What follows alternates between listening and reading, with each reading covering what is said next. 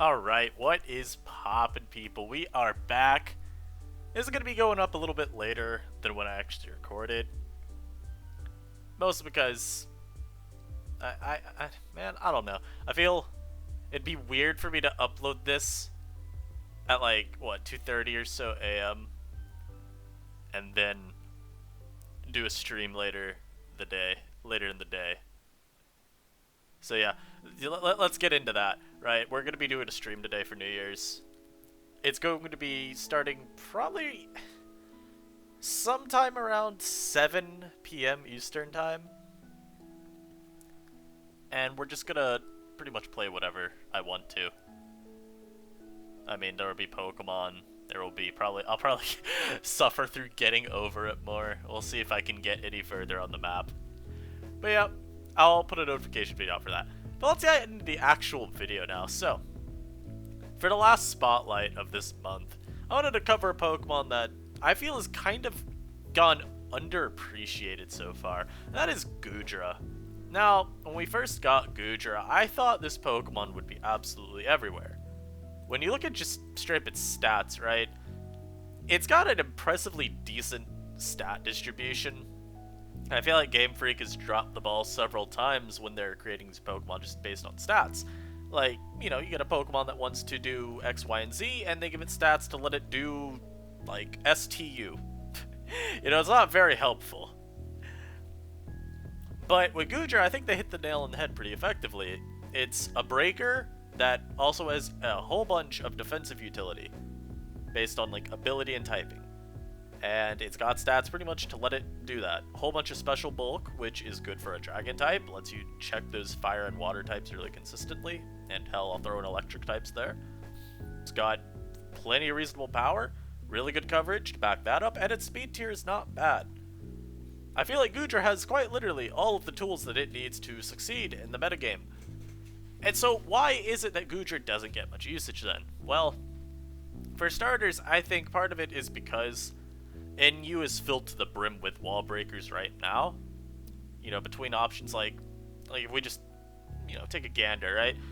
Ones that come immediately to mind are like Toxtricity and Porygon Z, but you still have some other ones as well that find their ways onto teams like Starmie, Zoroark, Tyrantrum, Inteleon even's occasionally seen still. You get some CB Flygon in there. A couple of the Poltergeisters like Delmise and Golurk are also really problematic. And so, I think a lot of the other breakers are fairly more linear to use. Like, when I say that, I mean, it's harder to just explicitly prepare for them, or not explicitly, to indirectly prepare for them. They're mons that, with the current building formula, I feel can wall break still really easily, and also offer more to teams. Whereas with Goodra, steel types are on every team right now. Right now, Bronzong and Copperajah, because they check so many of the aforementioned breakers, are pretty much on every team. And even if someone deviates to run a Mudsdale as their rocker instead, you're pretty much going to run an AV Copperajah with that to back it up. There are other options, but the point is, these two steel types are super common. And because it's not uncommon to see Sylveon backing them up as well, that's an inherent defensive core that's really hard to get by, potentially further augmented by, you know, Wish support. And so, Goodra is forced into predicting pretty much on every turn, and because you're commonly seeing it run Specs, or even Scarf, for instance, we have that here, it's potentially very punishable with some of the setup sweepers in the tier, like, say, Dragon Dance Tyrantrum, or Nasty Plot Celebi, just to name a couple, where, you know, when that Mon drops its special attack, or maybe locks into an unfavorable move, it can give up some, you know, pretty significant setup opportunities and potentially cost you the game. Whereas I think with other breakers, they're just a lot safer. It's harder to exploit a Choice Banded Golurk a lot of the time because, you know, Poltergeist, what are your switch-ins to that? There's like one common immunity in the tier, and that's Beware. Porygon 2 doesn't really want to switch into Golurk too frequently because, you know, risks getting Dynamic Punched or even just taking a whole bunch from an Earthquake. And so I think Goodra, as a result, because it's so just implicitly prepared for teams, it can struggle to find these opportunities to break as easily as some of these other breakers that we have in the tier. But I still feel like we need... Look, we gotta put some respect on this thing's name. I think a comparison that's not horrible to make, too, in terms of how they wall break, is Toxtricity. Wherein it's a dummy strong wall breaker that's got some, you know, need to predict. You know, if you look at the moves Toxtricity uses, they all have immunities, and they aren't exactly uncommon Pokemon types. So, like, you know, the Boom Burst, you got Ghost types. Those are fairly common between Dhelmise, Golurk, Rotom occasionally, Palisand. Electric moves, you know, through Overdrive and Volt Switch, well, you know, every team should have a ground type. Unless you just really can't fit one, which kind of sus if you can't do that. Everyone's gonna have one. And then Sludge Wave, I mean, a steel type's on every team right now. And so Toxtricity a lot of the time is forced to make these correct predictions. The difference between it and Goodra, though, is Toxtricity, you know, disregarding Goodra just generally, I think, having better overall coverage and defensive utility. Toxtricity always has Volt Switch. If your opponent wants to make mid-grounds versus a Toxtricity, they... You know, there's a lot of room to be punished with a generic special wall, like maybe, you know, your opponent switching into your Toxtricity, like a Porygon 2 or an AV Goodra or... Oh, fuck. A Decidueye, even if they're that desperate. They're always at the risk of giving up momentum. But against Goodra, you know, if you've got a generic special wall, like maybe a Mantine or a Porygon 2, yeah, you're taking a trillion from Draco. But you can I was gonna say you can outspeed. You can take the hit. Most of the time, I believe you take 2 if from specs with Mantine. And then you can roost off the damage, or you can recover off the damage. Goodra's always forced to stay in an attack. Whereas with some of these other breakers, again, they're just harder to switch into, or they've got pivoting capabilities. So, I've just harped against Goodra for a while. Why is it good, though? Well, for starters, let's look at the spec set. This coverage is beyond immaculate. So we talked about all the potential switch-ins for Goodra and why they give it issues between steel types, just blanket special walls, some defensive water types, fairy types. You pretty much cover them all in here, right? Fire Blast absolutely just doinks Copperajah and Bronzong. Sludge Bomb, you know, common switch-ins to Draco Meteor have been fairy types. Like, think back to last gen. Historically, we've stopped Draco spam from Eggie and Guzzlord with fairy types like Comfey and Whimsicott. Sludge Bomb just bonks those. You know, Sylveon doesn't want to take that. Comfey doesn't want to take it.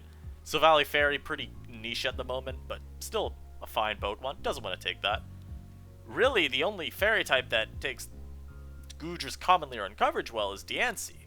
And we talked about Mantine as a mid-ground, and I think even Milotic maybe could mid-ground a Draco. If you really were desperate, you know, that's going to get hit pretty hard by Thunderbolt. The only common, not even commonly seen Pokemon, but Pokemon that can switch into Goodra's common coverage is Diancie. And even that, you know, Goodra can run a water move if it wants. I think you can get away with, like, Surf over Thunderbolt. I mean, wow, I'm so sorry, I just could not speak there. The coverage offered by Thunderbolt is incredibly specialized, and overall only suits to hit a very small pool of blanket special walls. Draco can still break through those eventually, so long as you have a teammate that can switch in on the recover and immediately force that Pokemon to just switch out. And so I think if you really wanted to, you could get away with Surf. I don't think it's necessary right now because Diancie isn't the most common Pokemon, just because Steels generally end up being easier to justify on teams. But if you feel the specialized coverage is worth it, then sure. And now we go to the AV set. Now, I really like AV Goodra on certain teams just as, like, just general, just glue defensive Pokemon. It's really good at handling some of the just super spooky breakers. Like, this could check not AV Toxtricity, Specs Toxtricity decently okay. It can handle hits from other Pokemon too, like Salazzle, Inteleon, non-Draco Noivern. Yes, that does exist. What are some others it handles? I was gonna say Cresselia, that's not a breaker. Like Celebi, for instance, Sigilif even, if you're running into one that's not got Psyshock, maybe it wants to run Psychic because no Calm Mind on it, is just generally really fat. I mean, AV is what's 1.5 times, right? Yeah. So, quick mental math, this is like 500 and what? Oh, I can't do the math in my head. 500, we'll say 509, I don't know. Sounds close enough. No, I want to get this right. 168. 504? Yeah. 504 special defense. That's a big number. And so, generally, AV Goodra is just really good at stopping these really potent special breakers. And obviously, some of them can pivot versus you, right? Like, Celebi could have U-turn. Toxtricity Volt switches. But being able to stop them from just throwing out their strongest move consistently throughout the game is really great. And something you'll see just for all the same sets, or all the sets, it runs the same moves. There's really not much need when you're using a specially oriented Goodra to deviate from this coverage, because in my eyes, at least, this is the most optimal. There are obviously some alternatives, we'll get to those over here, but generally you're best off with this. And then, the set that I'm honestly the least convinced with, but I think it's still worth mentioning, is Scarf Goodra. When you look through NU, and you look at dedicated Scarf users, there aren't a whole lot of them. You know, you've got Mian Xiao, the god himself, but then it's like, what, Celebi? Flygon?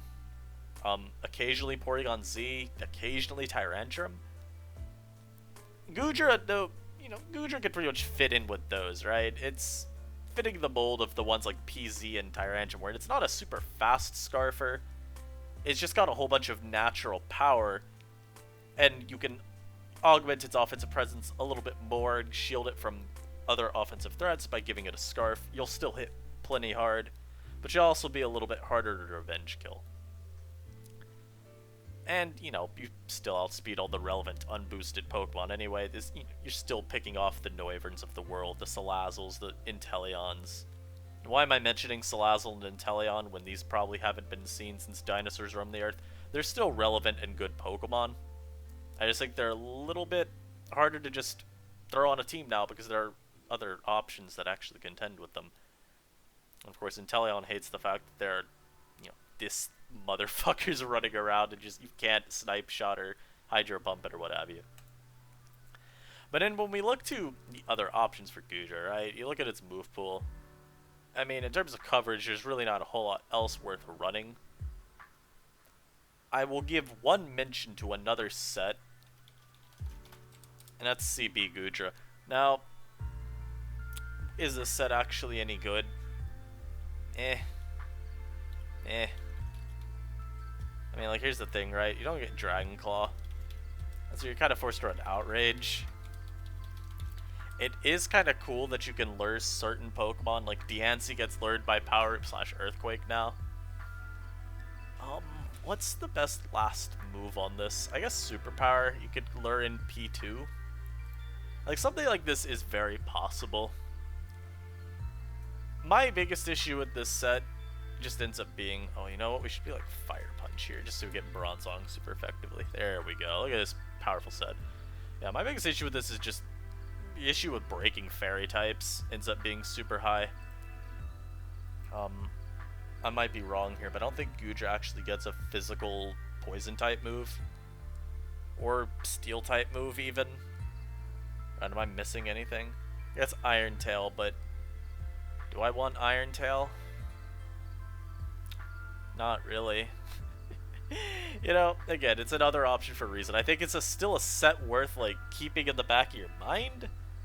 But the other ones are just generally going to be a lot better. I think they're easier to use and easier to break with. And of course, AV, just generally a fantastic special wall. With the capability of, I think, patching up a lot of holes in teams. If you need some emergency check to 5 different Pokemon, Goodra can generally take up that task pretty well. I would say pair this with some Wish support, or even like Healing Wish Celebi. Just because, again, like, if you're considering it's a Toxtricity check, Boom Burst is still going to do, like, what, 35-ish throw in Stealth Rock, you only really switch in once. So you want to be able to make sure that this thing can get brought back up later on. And we'll get the checks and counters to Goodra. You know, these are still dependent on you predicting properly versus it, for some of them. But something like Bronzong, you know, you only fear Fire Blast. You can switch into Goodra otherwise pretty easily and set up Stealth Rock, Toxic a switch in, or just throw off a really depressing attack. If you're the fabled Trick Scarf Bronzong, I guess that gives you a chance to cripple something though. And honestly, the more I think about Trick Scarf Bronzong, it might not be too bad if Sigilif starts really picking up in popularity, especially the Flame Orb set. So we gotta keep this guy in mind. Comfy, similar to a lot of other Pokemon, just don't switch into Sludge Bomb and then you get a free chance to maybe defog or synthesis back up. Copperajah, same deal with Bronzong. AV sets also, because they're such scary wall breakers, being able to get those free switch-ins into like Goodra's weak coverage or even versus its Draco, you take that very fine. Gives you a chance to start breaking. Also, you know, if you're just especially defensive rock set, I mean, it's a free chance to set up rocks, I guess. So there you go. Diancie, we established earlier, this is probably the best overall counter to Goodra, because unless it's running Surf, you just wall everything. You know, Sludge Bomb isn't doing too much, and since these pretty much are always Spadef, you can take those coverage moves very effectively. Escavalier, Pokemon that isn't very common at the moment, mostly because the other Steel types don't fold to the very common fire coverages now around. But Escavalier, I do think, I was talking with someone a couple days ago, and I was saying, hey man, what if Escavalier might be the move again? I forget what it was in reference to it checking. But Escavalier does check a few threats better than the other Steels. Oh, you know what? I bet it was Vileplume. SD Escavalier just doinks Vileplume big time. But I mean, again, like the other ones, Escavalier can at least take Draco. And if you dodge the Fire Blasts, then, and by dodge I don't even mean just dodges and it misses, I mean just don't switch into it. The Escavalier's a fine check to Goodra, and you can spread knocks with those free switch-ins you get. Mantine, it takes like 60 from Specs Draco. But, you know what? You take it, and then you can roost up. It's just, you're forced into a very passive style of play with Mantine, so I don't really recommend this as your only way of switching into a Goodra. And P2 is very similar in that it's taking a million from Draco, but it's not getting O-code by it, and you can at least recover up. Sylveon, much like all the other ones mentioned above, that fear coverage, you only really fear Sludge Bomb, and so long as you don't get hit by that, my bad, I have to adjust my headset, but as long as you don't get hit by that, you really don't care about anything Goodra has. And even some of the more offensive Sylveon sets, like Calm Mind and Specs, can still switch into Goodra pretty decently, because this thing has very good natural special bulk. And it maybe gives you a chance to wall break if you're Specs, maybe get up a Calm Mind if you're at that point in the game. With those variants. And Gigalith, it's sand augmented special bulk is very, very good. That's all I really need to say there. You're taking the Draco well enough, and you just don't care about its coverage at all. And then, again, mention a Silvally Fairy.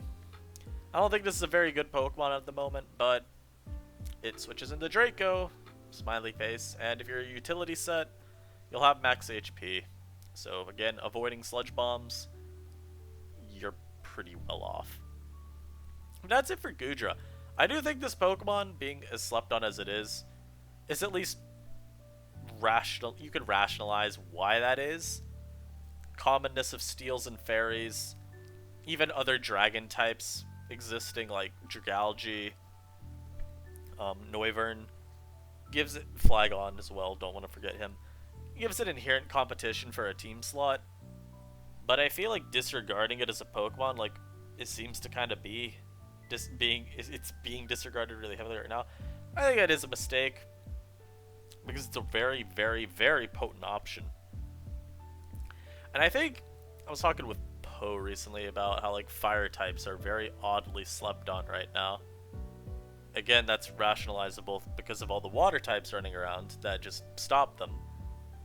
But if we ever get to a point where the fire types are super dominant again, like Zard and Salazzle for instance, I think Goodra would be really good in that kind of metagame. It'd still face the same kind of competition from Flygon and friends, but it gives you another reason to use Goodra for beyond what it does at the moment. I hope you guys enjoyed this. And of course, if you are still listening at this point in the video, leave a like. Helps the videos. And of course, subscribe if you aren't. And you know, if you end up ever not liking the content again, you can just unsub then. But hey, contribute while you are liking. I hope you guys are enjoying your day. If it is already New Year's for you when this video is up, I hope you're enjoying the new year. I hope 2021's a lot better than this hellscape that 2020's been.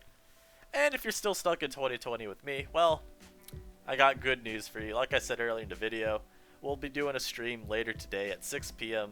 Eastern Time, that's GMT -5, where we'll be playing a whole bunch of games. And yeah, I don't know exactly when the stream... I gave an exact time, but I don't know exactly when the stream will be happening just because I've got some stuff going on this evening. But I will make sure to put out just a little video on YouTube saying, hey, we're live, come on over. But until then, I hope you guys keep enjoying life, and I'll see you guys next time. Peace.